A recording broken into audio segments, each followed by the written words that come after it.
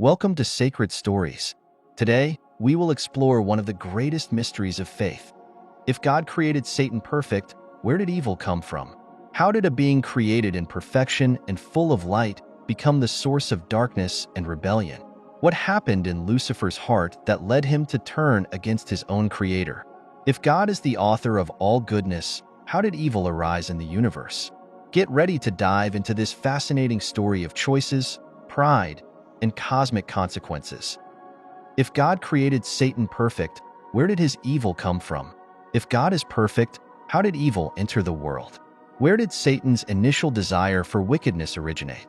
Like all the angels, God initially created Satan through the ministry of his Son, Jesus Christ, as confirmed in John 1 verses 1 to 3. In the beginning, the Word already existed. The Word was with God, and the Word was God. He existed in the beginning with God. Through the Word, God made all things, and nothing was made without him. All creatures owe their existence to God, and nothing was created without him. It's important to emphasize that all of God's creations were perfect, including Lucifer, who later became Satan. If this is so, how did imperfection and evil enter the world? How did humanity, and even some angels, become corrupted? How did Satan turn evil? Today, we will reflect on these questions. Satan's fall from grace is truly remarkable. To understand this, let's listen to how the prophet Isaiah spoke about Satan's origin and fall. How you have fallen from heaven, O morning star, son of the dawn. You have been cast down to the earth, you who once laid low the nations. You said in your heart, I will ascend to the heavens. I will raise my throne above the stars of God.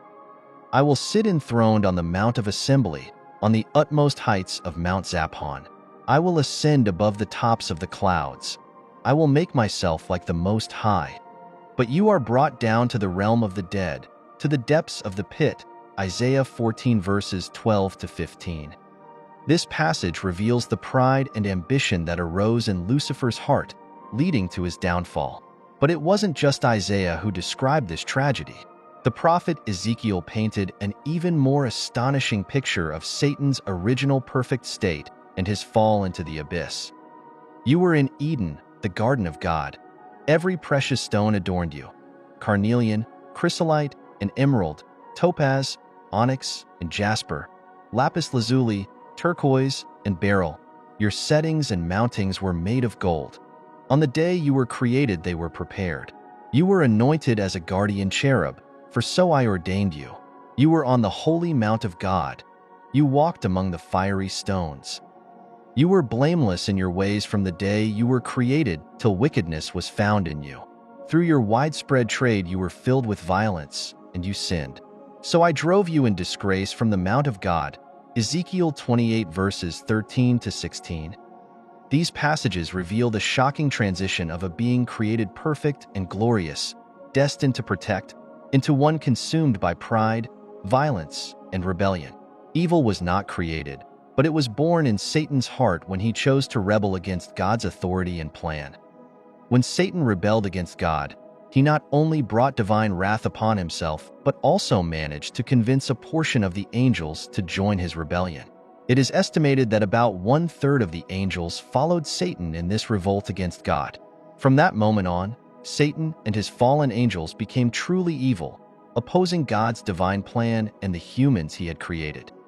The word perfection describes the exceptional personal and moral qualities that Satan possessed at his creation. He was not only full of wisdom, but also radiated dazzling beauty.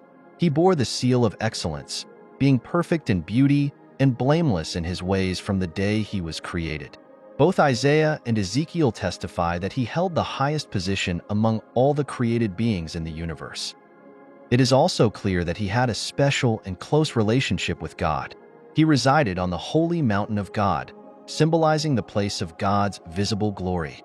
However, without explicitly explaining how it happened, the account reveals that iniquity was found in this supposedly perfect angel. How did this occur? The best clue can be found in Ezekiel 28 verse 17, where it states, Your heart became proud on account of your beauty, and you corrupted your wisdom because of your splendor. So I threw you to the earth. I made a spectacle of you before kings." Due to Satan's proud and self-centered nature, his wisdom was clouded. He became obsessed with himself, dwelling on his own beauty instead of focusing on God's glory. This led to his downfall. This story highlights the danger of pride and self-obsession. In Luke 10 verse 18, Jesus described witnessing Satan's fall from heaven like lightning. To fully understand what Jesus meant, let's look at the context in which he made this revelation. It was when 70 disciples returned after being sent by Jesus to evangelize and prepare the way for Jerusalem. Upon returning, they were filled with joy and perhaps personal pride. They reported to Jesus, "Lord, even the demons submit to us in your name." That's when Jesus warned them against pride, saying, "I saw Satan fall like lightning from heaven." Jesus was cautioning against excessive pride, indicating that their delight in their authority over demons should not lead them to pride. Pride is a sin that can lead to other sins. Just as an excess of arrogance caused Lucifer's fall and his expulsion from heaven, the disciples were to be cautious to avoid this danger in their ministry. Lucifer had exalted himself because of his pride, and they were to learn from his fall and remain humble in their ministry. As a consequence of his misconduct and rebellion, God dethroned Satan, and he was expelled from his privileged position on the holy mount of God and cast down to the earth after his original sin. His punishment awaits him in the form of eternal fire, as mentioned in Matthew 25 verse 41. 1. He said, "I will ascend to the heavens," even though he already had access to God's presence. Satan sought to reside in God's place. 2. "I will raise my throne above the stars of God." The reference to the stars symbolizes the angels, and Satan desired to elevate his authority above other celestial beings. 3. "I will sit enthroned on the Mount of Assembly."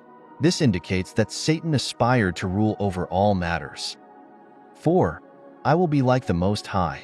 This statement represents the height of his self-assertion and rebellion, showing his audacious ambition to be equal to God. Due to the rebellion caused by his pride and self-absorption, Satan's personality underwent a profound change, from perfect to imperfect. The holiness he once held from his Creator was lost, and corruption took its place. The exact moment of Satan's fall is not explicitly revealed in the Bible. However, we can deduce a timeline based on biblical evidence. At some point after the original creation of the heavens and the earth, Satan and his angels fell. It remains uncertain whether Satan's fall occurred before or after the creation of humanity, but it is clear that his fall happened before Genesis 3, where the temptation of Adam and Eve is recorded. Satan successfully deceived and seduced some angels to join him in his rebellion, leading to their permanent moral decay. After this seduction, there was no turning back for them, and they were doomed to an existence of sin and destruction. The book of Revelation 12:4 symbolically describes how 1/3 of the stars in the sky, representing the angels, were swept away by the dragon, Satan, in his attempt to thwart God's plans. It is crucial to remember that the same Bible that records the origin and existence of evil also portrays God as completely just and perfect in all his ways. He views sin as utterly wicked and deserving of judgment. God does not promote or perpetuate sin, as stated in James 1 verse 13. When tempted, no one should say, "God is tempting me." For God cannot be tempted by evil, nor does he tempt anyone. Temptation does not come from God but arises from our own weaknesses. God is beyond temptation, and he does not tempt anyone. Satan, with his beauty, became a source of pride that ultimately led to his expulsion from God's presence. His own pride and self-importance corrupted his mind. He is still driven by pride, seeking to claim what belongs to God. Understanding Satan's pride serves as a cautionary lesson for us, helping us to avoid such pride in our own lives through the empowering presence of the Holy Spirit. At the end of the video, we should keep in mind that the story of Satan and his fall serves as a powerful warning about the danger of pride and self-exaltation. Although Satan was created in perfection, his own ambition and desire to elevate himself above God led to his downfall.